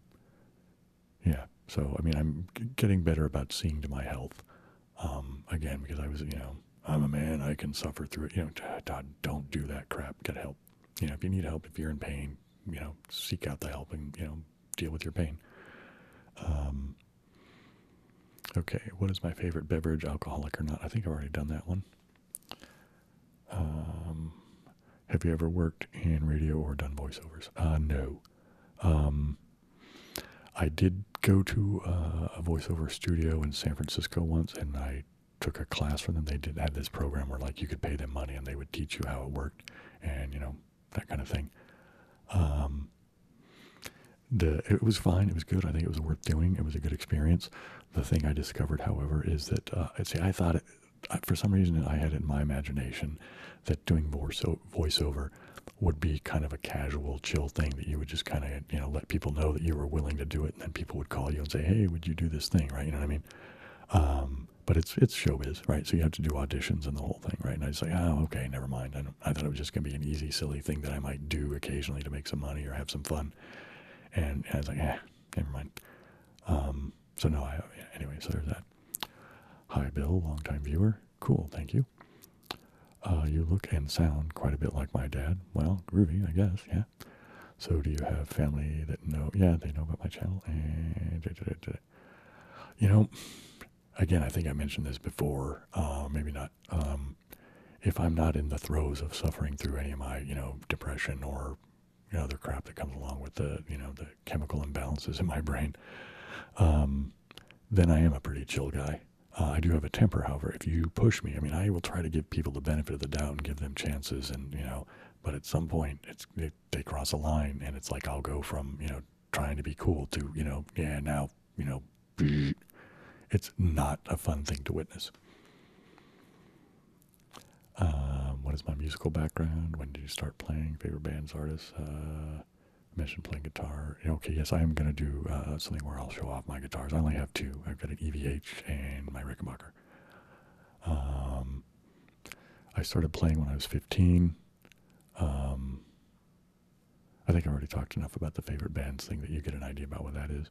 But again, I'll be making more detailed things about some of these topics in the future as, kind of the miscellaneous category of stuff.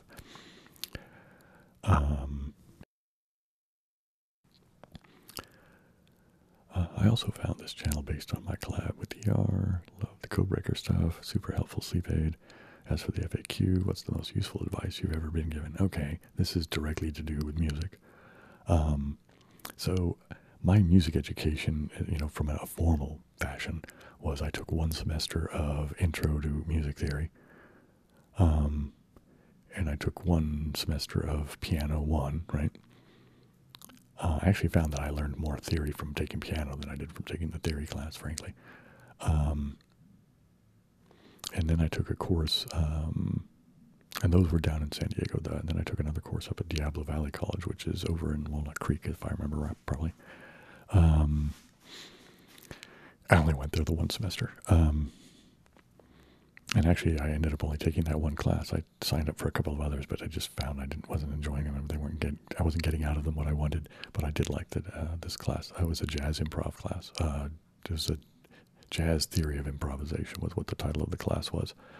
And the woman who taught it, we didn't really talk much about theory. She brought in stuff that were, sheet music for some standards and things like that, like bebop stuff. It's like, Straight No Chaser, Nutty, these types of things. If you're familiar with those materials, you'll get the idea of what I'm talking about.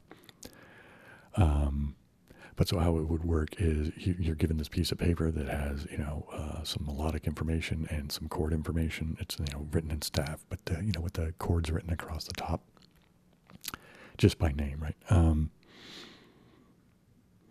And then she would make sure everybody, understood what was going on. And then we would play through, the piece that was in front of us on the piece of paper, which is typically called the head, right? So we play through that, and then everybody would take turns doing a solo over once, through the head, and then we would play the head again to close it out. So it was basically just kind of throwing us into the deep end of, here we're doing bebop, here you go, boink.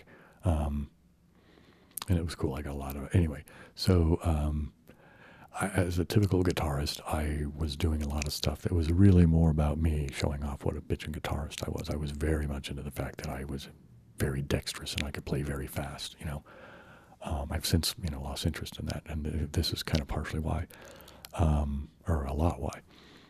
Anyway, she pulled me aside one day and said, look, I am impressed by the fact that you've got such great dexterity. However, most of the things you play, I don't find musically interesting. I see potential, but you're just, doing these little things, and it's like, I don't find them interesting.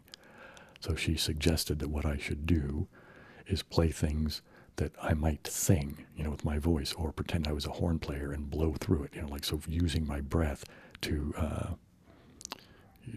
give me the, the length and flow of what I'd be playing, and focus on them being actual complete musical ideas and stuff like that, right? Not just fluffing around, going, hey, look at me. And that was, very, very good advice. How long is my beard now? And okay, so here it's, if you mean the actual length of it, here we go. I'm going to go, which way am I going to go here? I'm going to go this way, I guess. Right, anyway, there we go. That's a better way. There you go. You can see how long it is kind of that way. If I'm just sitting up straight and kind of, letting my beard fall, it goes to a little bit below my sternum. What's that little thing at the end of your sternum that's, they tell you to avoid pushing on when you're giving somebody CPR. So it goes a little bit past that. It had been as long as all the way down to my belly button, but for it to get that long and maintain that length, I have to occasionally trim off the split ends and things like that. So back when I was doing, I was, doing that pretty regularly, and then I would occasionally, anyway, I would just, I don't really put that much effort into it anymore. I'm just a lazy guy. Bill, are you secretly a wizard? I cannot answer that question. How old are you? I'm going to guess 60. I'm really curious. I'm 57 as of recording this. I was born in 1965, in August. What do you do? I don't do anything full time. Surely it is something like alchemy. That's a good idea. I mean, I'm interested by such weird. I am very fascinated and interested in things that I guess fall into the bucket of pseudoscience. Now here's the thing. We need to maintain a perspective that those things are pseudoscience, right? As interesting and cool and appealing as they might be, if it doesn't enter the realm of being falsifiable or somehow verifiable, and by applying the scientific method, then you have to take it with okay, maybe not, maybe it's an appealing thing to think about, but have some skepticism, I guess. But I think things like that are worth thinking about at least. Side quests and rocket. Okay, yeah, all right. Do you have favorite ASMR YouTube channels? Yeah, I do. I guess I'll just say a couple right now off the top of my head. Is Maria, which gentle whispering, right? Yeah. I mean, it's like I don't even think about her having a channel name anymore. I just think of her as Maria. And ASMR Marvelous. Those are really, really. I like those a lot. I mean, there's a whole host more, but those have been consistently favorite for a long time, so they come to mind quickly. I think I already talked about the beard sufficiently. Yeah, it wasn't that much different from just stop shaving, right? Yeah, so, and I don't know anything about beards in general. I don't think I will actually do any research on such a thing, frankly, just because it doesn't really interest me. I'm sorry if that disappoints you, but that's that. Have you moved since your earliest videos? Yeah, I used to live in San Francisco. I no longer live in San Francisco. My elephants and my mask collection and all those things are in boxes in storage at the moment. I should get those out. The reason they're in boxes now is because I don't really, it's not, my place isn't cool enough for me to, get them out, right, and safely display them or any such thing. So they just have to live where they live for the moment. But I should get them out, I think, just if nothing else, inspect them to make sure that they're not being, destroyed by rodents and the like. Okay, I remember you once mentioned you used to work as a software engineer or programmer. What advice would you give to a current technology worker? Okay, I remember this question. Twofold. Make sure you get paid what you're worth, right? I'm going to use the example of a salaried gig. So let's say a salaried gig is typically 40 hours a week, yeah? That's the standard thing here in the U.S. So let's say, just to keep the math easy, let's say you make 40 grand a year, right, for 40 hours, right? They're going to try and talk you into, 50, 60 hours a week, right? All right, so let's say you do consistently 50 hours a week. At the end of the year, they've stolen 10 grand from you, So make sure you get what you're worth.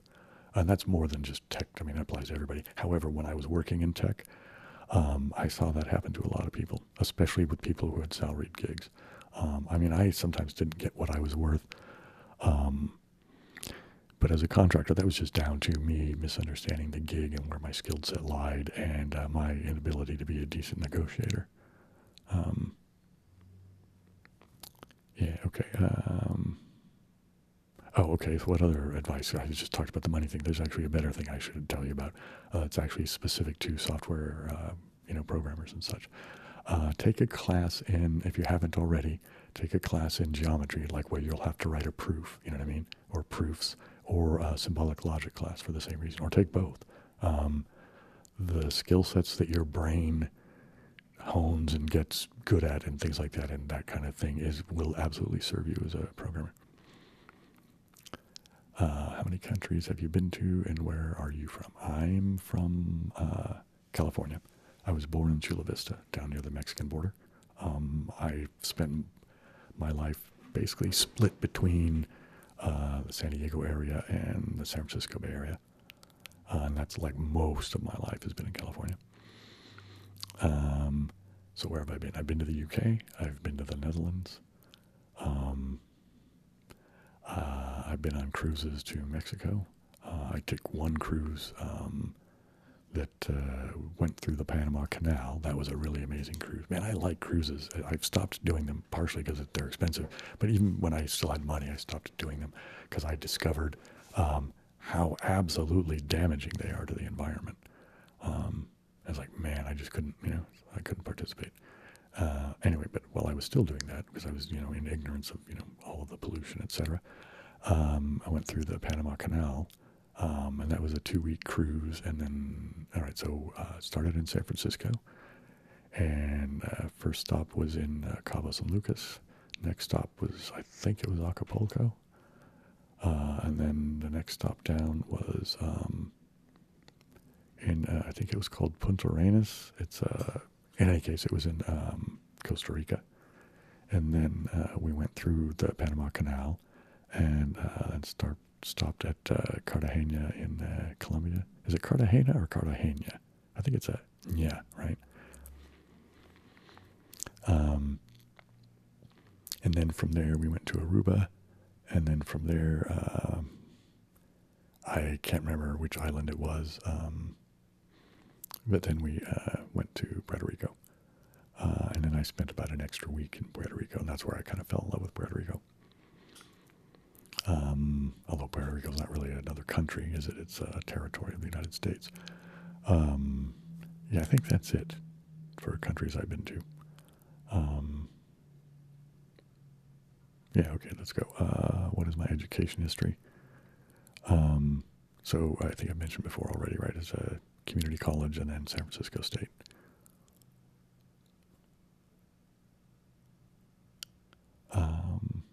And this person also wondered, great speaking voice too. That doesn't actually come natural. For me, it just came natural, so I got lucky.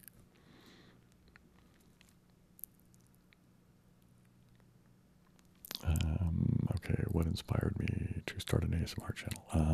The fact that I consumed so much ASMR, I felt that I was part of a community, and I felt that there was value in me giving back. Okay, so next, I would be happy to get some of your daily life wisdom or some rare stories that happened to you through your life. Yeah, that's a big thing. I'm not going to address that here, but yeah, there will be ongoing videos that will have stuff like that in them, Do I enjoy cooking? Not so much anymore. I used to a lot. I used to cook with a wok a lot. I think I was pretty good at doing the stir fry thing. What is my favorite dish to make? I don't know, just stir frying stuff, And as far as to eat, okay, I like steak. I think I've already said that. And eggs Benedict and peanut butter jelly, right? And you make a great veggie omelet. Well, you know what? I would like to have some of that veggie omelet. I like eggs and omelets and all that. Am I tall? Well, yeah, this is kind of a sore point for me. I used to be almost precisely 6 feet tall. I am now 5'10", I don't know, in about 3/4 or something like that. Because of my degenerative disc disease, I have lost more than an inch of height, which sucks. I mean, not so much that I give a fuck about that, whether I'm 6 feet or not, but just the idea that, because there are so many other things that come along with the fact that your discs don't work right. Have you ever wanted to make a second collaboration with Ephemeral Rift? Yeah, I had. Paul and I talked about that. And we even had some theories about things that we might try and do. It's kind of an ongoing thing. And it's my fault that it didn't happen. I kind of just dropped the ball and kind of let it not happen. So if, Paul, you're watching this, I'm sorry, Yeah, but I'd be willing to, if I could get my shit together to, have a consistent schedule and, be capable of committing to a thing, I'd absolutely be willing to, give it another go. Okay, hi Bill, I found you through your collab with Ephemeral Rift a while ago. I also always return to reading A Sleepy Hollow. Wanted to ask, would you be interested to have thought about potentially reading other story? Yeah, I'm going to be doing that. Story time is happening.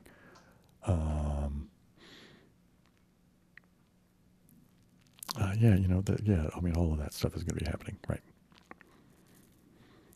What does MaxVoxPax stand for? Right, yeah, that's right. Most voiced piece, right? In my mind, it's most peaceful voice, but I realize that, it's not the right construction of the words in the right word order or whatever. So I decided, I don't really speak Latin, or I never really studied it. But I just chose MaxVoxPax because it sounded better to me from an aesthetic standpoint. But yeah, that's about having a peaceful voice. What's a childhood memory you think about every now and then? It causes you to think about it. Okay, I will tell you about my earliest memory of ASMR. Happened when I was in kindergarten. It was a day. It was odd. It was an odd day because there were more kids than usual in the class. So when it came time for nap time, there was not enough floor space for us all. So some of us were told to go sit at this little round table with a little tiny chair. You know, oh man. Sorry, I banged the mic stand. Anyway, so they had us. A few of us had to go sit around this table. Anyway, so there was a person sitting next to me, and we were kind of whispering to each other, whatever, right? And then we were like, oh, be quiet, you guys. You're supposed to be taking a nap. Anyway, so I was laying there, and I had my head on the table, and let's see if I can make this so we can see it in the camera. Right, there we go. So here's my arm, right? Anyway, so this kid with their hand started doing this on my hand, and bam, tingles all over the place. It was fantastic. Like crazy intense tingles. And so I don't think it was my first ASMR experience because my memory of it, there's no surprise in it. You know what I mean? So it wasn't like I was like, oh, wow, what's that? It was just like, it seemed very familiar and pleasant.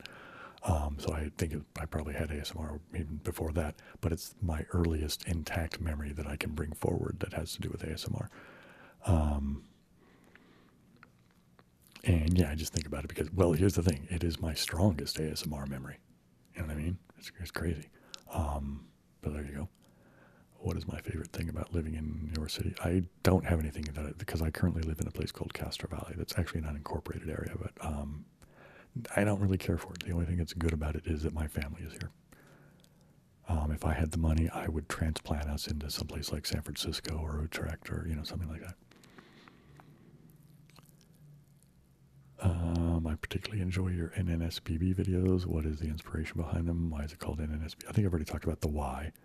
The inspiration is I just like trippy shit. I've always liked trippy shit, even when I was a kid, even before I had, ever tried weed or taken LSD or any of those types of things. I've always been drawn to trippy shit. Yeah. And again, right, yeah, it was just a thing for me to, let people know that these videos were being trippy. You know what I mean? And so if you don't like, well, here's the thing. If you like it, then you know to watch it. And if you don't like it, then you should know to avoid it. I think maybe I should try to figure out how to do at least a few of those now and again. What is my favorite fruit? Grapefruit with blueberries. I think I've already said that, right? Do I know if, okay, do you know any funny jokes or stories you can share? Okay, I'm not really good with jokes, but I'll tell you a story that I find amusing, and it's I'm stealing it from Alan Watts. So there's these two monks, and they're on a journey, and they're walking along, and they come to some kind of a stream, small river kind of thing, and there's no apparent bridge. So they're like, how are we going to get across? So they're looking around, and it's like, okay, here, this seems pretty shallow. We can kind of wade across this, and it won't be too bad. And while they're, considering all of their options here, a young woman comes up, and she too would like to get across this little stream, river, whatever you call it. However, she's dressed, fancy and nice and doesn't want to get her stuff all wet and muddy. So one of the monks offers to carry her across, and so he kind of gives her a piggyback ride, carries her across.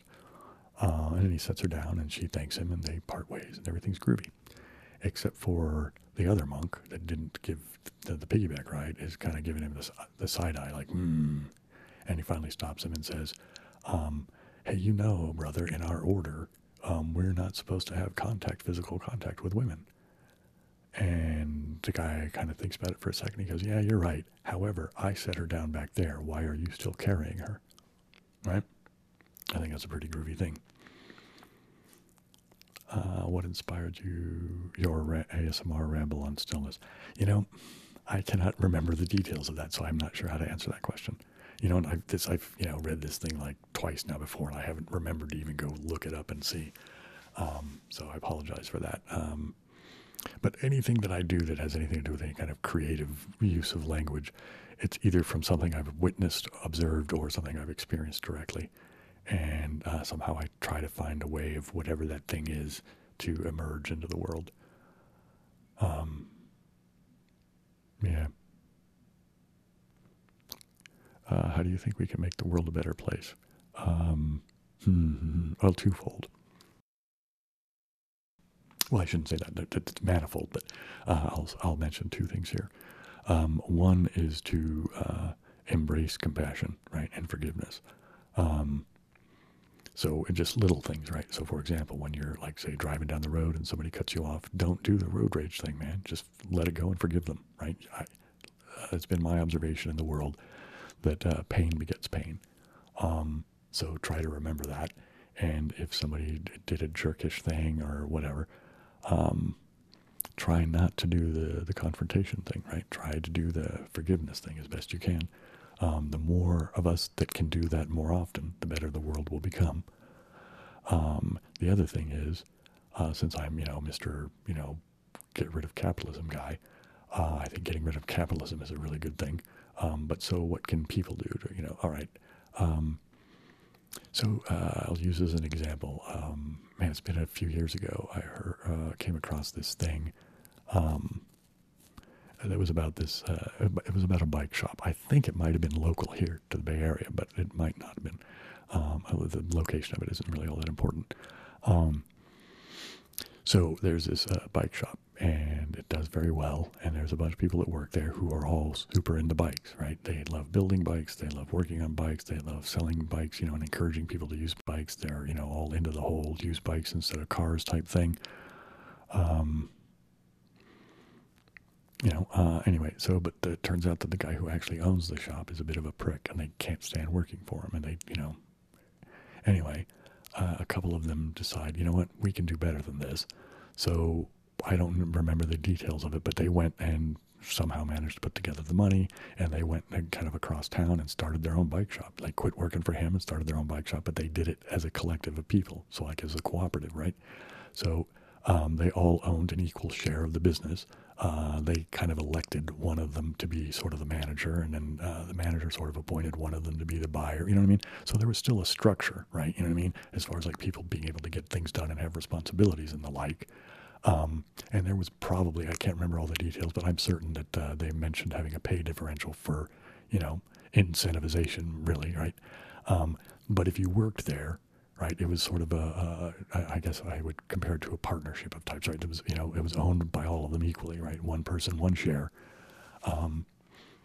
Right, and the only thing that was different was the pay differential about incentivizing more difficult skill sets. You know what I mean? And apparently it did really well. And so the more of that type of thing that can be done, then people will come to realize that, oh, okay, it's not all that scary to do things in a collective, cooperative fashion.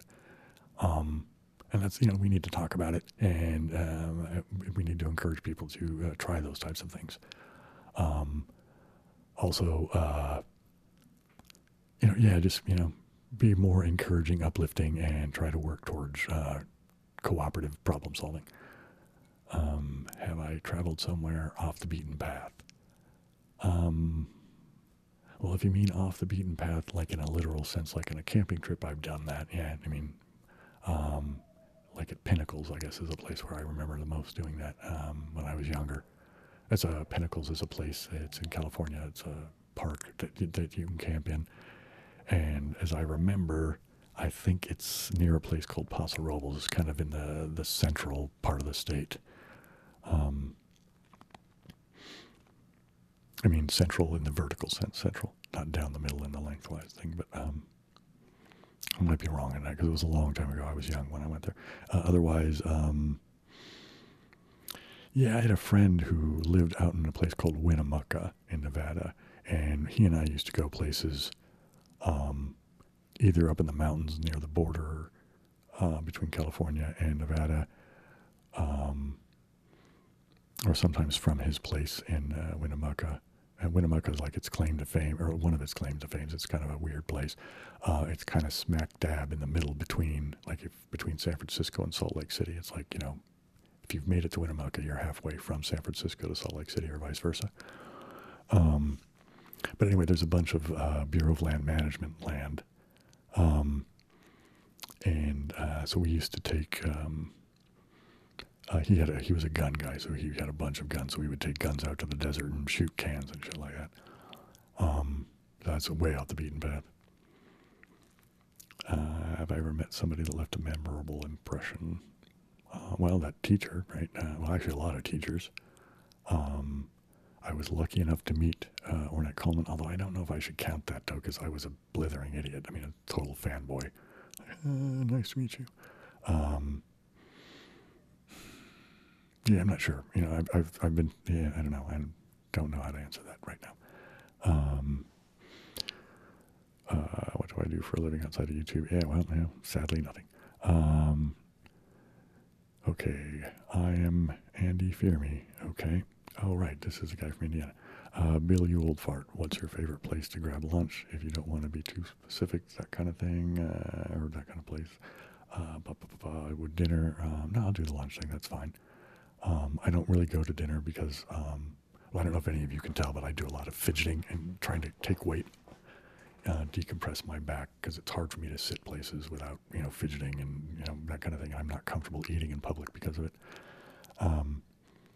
So, but I will go to like parks and stuff. So what I do, there's a Safeway near where I live that's, you know, I can go get, well, they have a deli section in there, and there's a woman that works in the deli that she makes sushi, and she makes really good sushi. I mean, like, really good sushi. I mean, well, I'm not a sushi connoisseur or anything, but I enjoy her sushi as much as I've enjoyed sushi in a restaurant, and this costs a lot less money. So, there you go. See, I know as we get older, we tend to have routines and prefer. And this was the first thing that came to mind. Yeah, okay. You know, I don't really, yeah, I mean, I suppose my biggest routine is I eat peanut butter and jelly all the time. All the best. Thanks for your bedside company. Also great. I'm glad you get something out of it, man.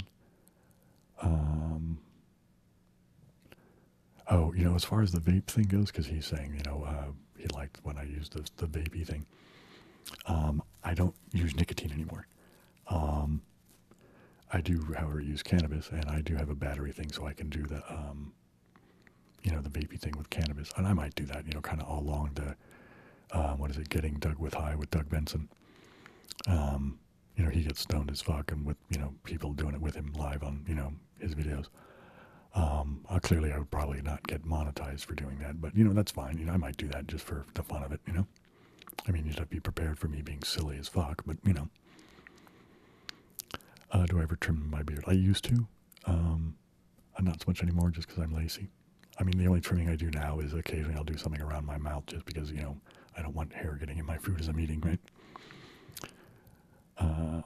Okay, so how has your relationship with video making ebbed and flowed since you started your channel, since it started getting a bit more traction? You know, until very recently, I haven't really, you know, my behavior video making has been kind of sporadic, and, you know, well, you can just look at, you know, what it is and how, you know, what it is. So really it's down to me getting better at prioritizing time for it, you know, and then, you know, yeah, I wish I was better at it, but, you know, I have to do it more to get better at it. Yeah, so hopefully I'll continue to get traction, I suppose. How old am I? I'm 57 currently. I was born in 1965. I've been growing my beard for 14 years. Okay, this is getting near the end here. I don't, okay, what's a hobby you enjoy doing in your spare time? I don't really have a hobby, sorry. I mean, I do a lot of weird, diverse activities. You know, like doing weird arty nonsense and, you know, trying to figure out things to do musically, and I like to take walks, you know, and whatever, you know. But I don't really think of anything that I do as a hobby per se.